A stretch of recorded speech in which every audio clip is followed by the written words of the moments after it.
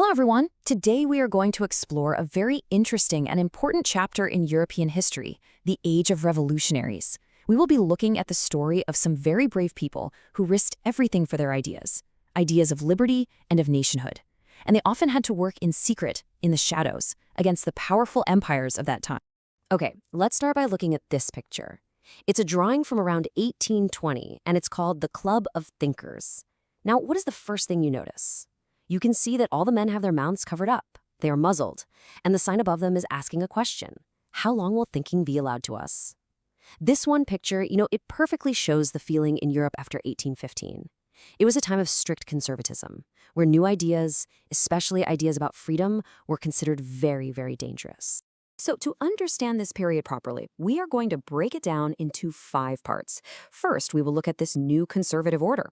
Then, we will see how the revolutionaries came into being. After that, we will spend some time on a very important person, Giuseppe Mazzini, and his secret societies. And finally, we will try to understand why the kings and rulers were so afraid of him. Right, so let's begin with our first section. To understand why the revolutionaries had to go underground, we first need to understand the situation. We need to ask, what was Europe like after 1815, after Napoleon was defeated? This background is the key to understanding everything else. After 1815, the governments across Europe were driven by something called conservatism. Now, this is a very important term. So what does it mean? Well, conservatism is a political idea that gives a lot of importance to tradition.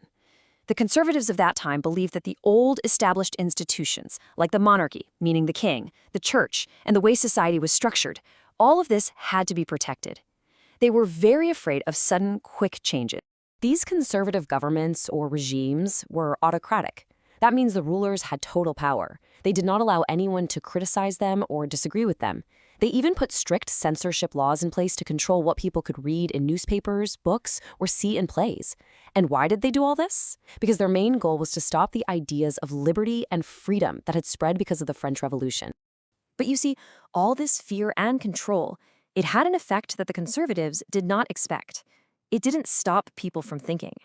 Instead, it forced those who believed in liberty and freedom to go underground.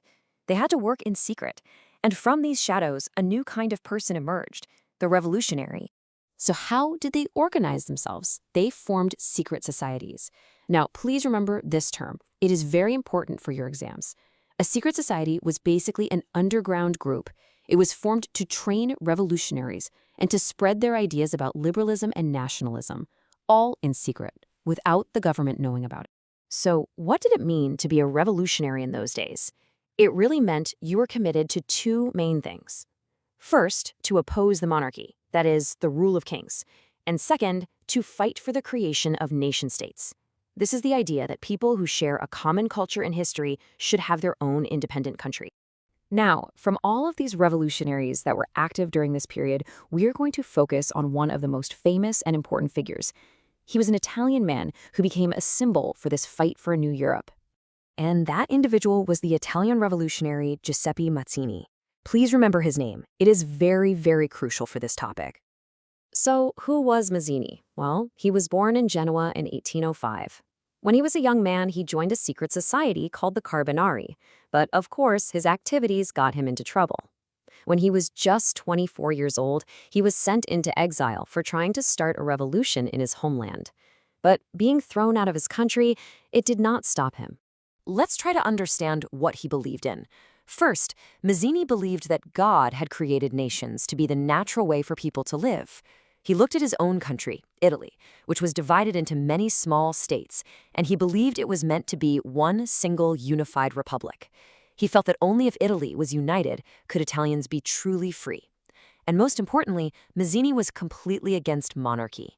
He believed in democratic republics where the people would choose their government. But Mazzini wasn't just a man with ideas. He was an organizer, a man of action. He knew that for his dream to come true, he needed to create networks of people to help spread his ideas all across Europe. So what did he do? He founded 2 very important secret societies himself. The first one was called Young Italy, which he started in Marseille. Its main goal was to unite Italy. But he didn't stop there. He then started Young Europe in Bern. This was an even bigger idea. It brought together young men who thought like him from places like Poland, France, Italy, and the German state. And Mazzini's model was very successful. You could say his ideas spread like wildfire. People were so inspired by him that they started setting up similar secret societies all over Europe, in Germany, in France, in Switzerland, and in Poland. He had basically created a blueprint, a plan for how to be a revolutionary. So this brings us to a very important question. Why were the powerful kings, the conservative rulers of Europe, so very scared of this one man? Let's now look at the impact he had. There was an Austrian chancellor, Duke Metternich. He was probably the most powerful conservative leader in Europe at the time. And listen to what he said about Mazzini. He described him as the most dangerous enemy of our social order. Just think about that. Why would he say something so strong? It's because Metternich knew that Mazzini's ideas, his opposition to kings, his dream of democratic nations were a direct attack on the entire conservative system. So, to summarize, what was the long-term impact of Mazzini and these secret societies? First, their ideas about democracy absolutely terrified the conservatives. Second, during a time of great repression, they kept the idea of nationalism alive. And finally, they prepared the foundation, the groundwork, for the future unification of countries like Italy and Germany. Their struggle was essential. And this leaves us with one final thought. The story of these revolutionaries is really a story about the power of an idea. So as you finish studying this chapter, I want you to think about this. How is it that ideas can survive and even grow stronger when the most powerful people in the world are trying so hard to destroy them?